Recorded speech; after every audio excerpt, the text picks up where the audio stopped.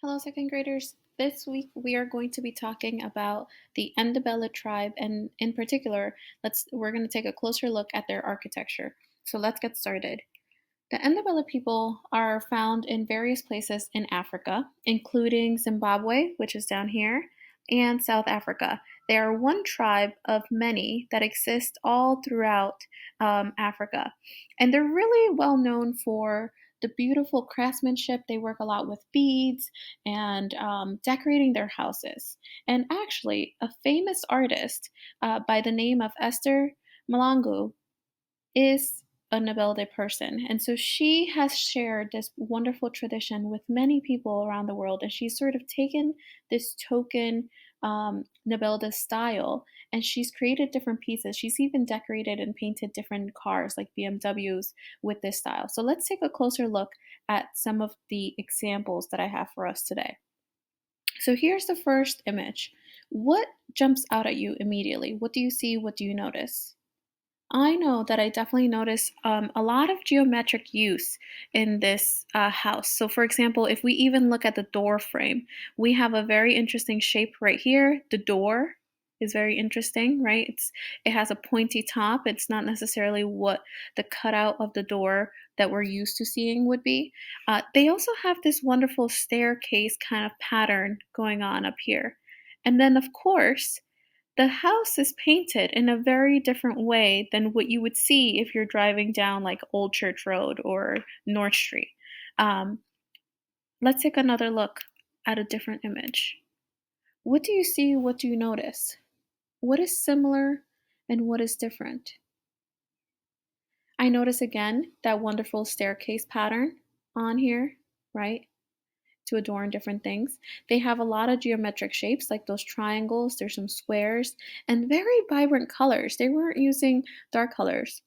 Back in the day when they started doing this in the late 1800s, they used sort of more black, gray, and white because they didn't have access to many different colors. But now they normally make them bright and bold. And another reason why I think that this is so interesting is that a lot of these symbols or a lot of these shapes that we see on here were actually symbols.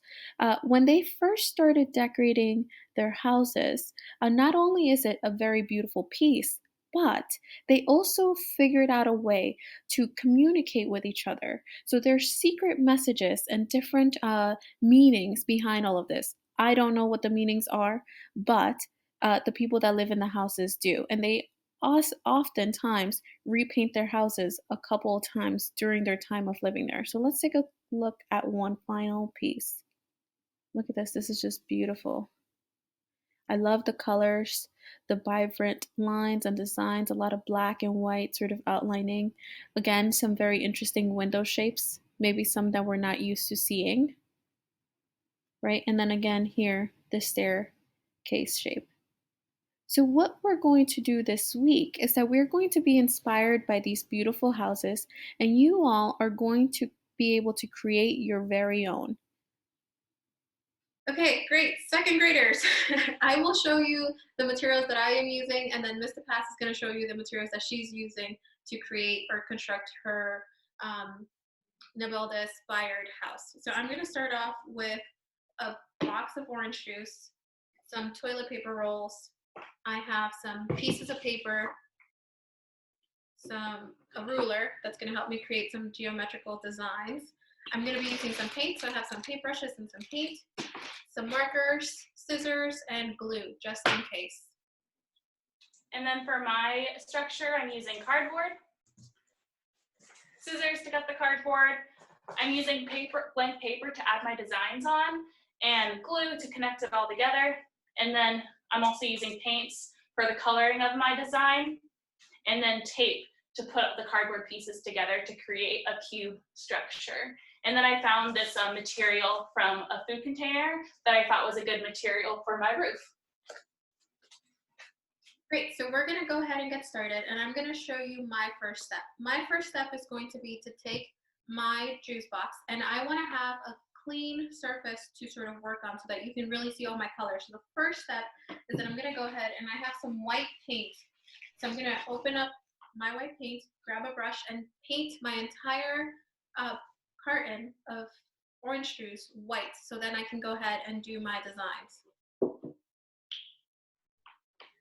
And for my first step, I'm going to cut out a piece that would be the same because my structure has 4 sides. So this piece and this piece would be perfect for my 4 sides since they match. So I'm going to cut along this line facing my scissors away from me. And then I will cut this into 2 pieces. So then I have 2 matching squares. And I would do the same on the other side. When I'm applying my paint, I'm trying to get nice clean strokes. I don't have to cover it so that I can't see the words underneath, just to have a good enough surface for me to be able to draw the designs that I want.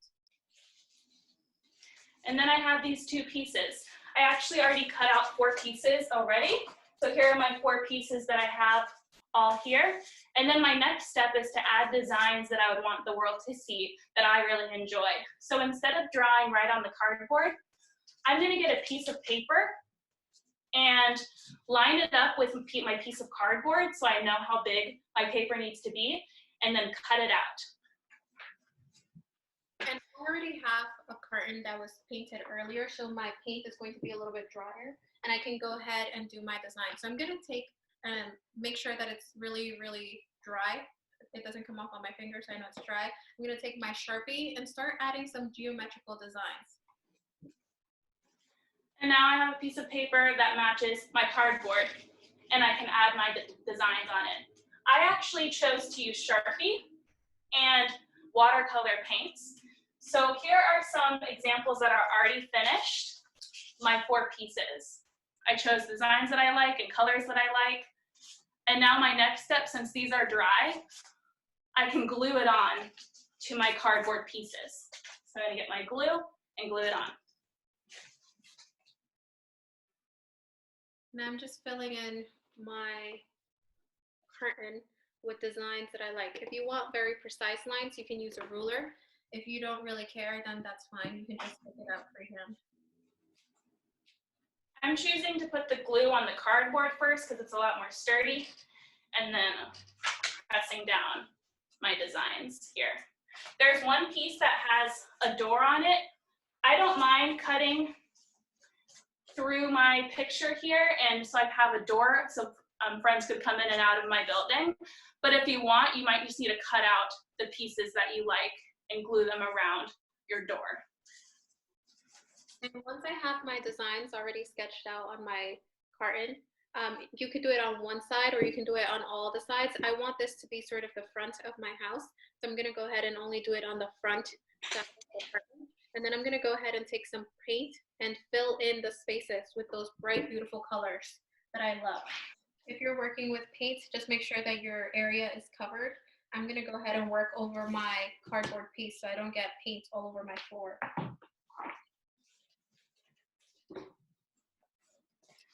And now it is the fun part. I'm going to turn these 4 pieces into a big structure, into a 3D structure. So I'm going to line up my pieces like this, kind of like a L shape. And I'm going to tape along the edge. I'm going to go ahead and show you what it could look like when you are done. I added a lot of different colors. I left some of the spaces white because I was inspired by some of the detailing that was left white in some of the houses that we saw earlier. So I'm going to place that up top. And another way to construct other walls, if you don't want to use recycled materials and you have some pieces of paper, you can take your pieces of paper and a ruler and just sort of section out and add as many geometric designs as you want. I'm going to go ahead and take my ruler, take my Sharpie, and start sectioning off my piece of paper. I can add as many or as little sections. I think I'm going to go with 3, holding my ruler steady, going across. A trick that makes your building walls be reinforced, because right now they're kind of flapping, if you see. I tape the outside. You can also tape the inside for extra reinforcement, the inside of the edge. That'll make your wall stand up a bit better. And once you finish adding any designs that you want, this is sort of like a very simple example. I could go ahead and add some more detail at the center, add some more in these blank spaces. What I'm going to do is that I'm going to take my markers and fill in any section that I want with different colors. So here are a couple different examples that I did earlier of what it could look like. And these are very different using different colors that I like and inspired by some of those really cool designs that I saw. In order to get these to stand, because they're pieces of paper, here's a little trick. I'm gonna go ahead and take a couple rolls of toilet paper. I'm gonna make sure that they're nice and clean, that there's nothing on them. And I'm gonna take my glue stick. I'm gonna put some glue down on one end of my piece of paper, enough to make my roll stick. Give it a nice little press. Maybe even get my fingers in there to make sure that it's really sticking on. Lining it up with the bottom of my paper. I don't want it floating anywhere. I want it to be lined up with that bottom of the piece of paper. Just like that. And then I'm going to leave some space and do it on the other end as well. Mr. Pass and I continued to construct our houses, and here are a couple images of what they look like at the end. I cannot wait to see what you all come up with.